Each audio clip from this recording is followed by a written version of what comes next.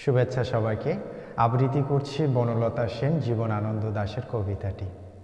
হাজার বছর ধরে আমি পথ হাঁটিতেছি পৃথিবীর পথে, সিংহল সমুদ্র থেকে নিশীথের অন্ধকারে হিমালয় সাগরে।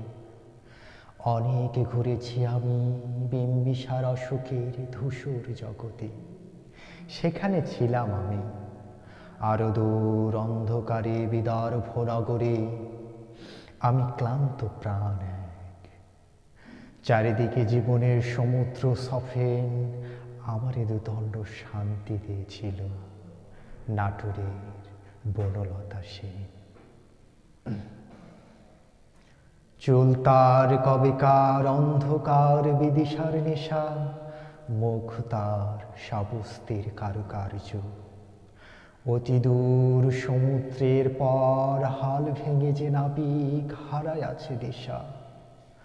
সবুজ ঘাসের দেশ যখন সে চোখে দেখে দারুচিনি দ্বীপের ভিতর, তেমনি দেখেছি তারে অন্ধকারে।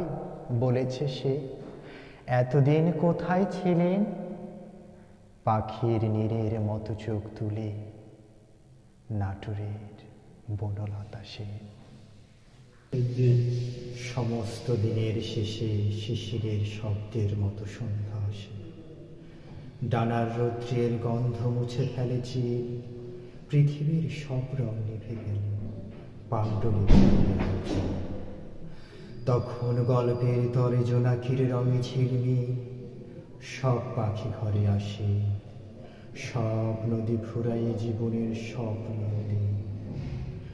থাকি শুধু অন্ধকার মুখোমুখি বসিবার বনলতা সেন। ধন্যবাদ সবাই।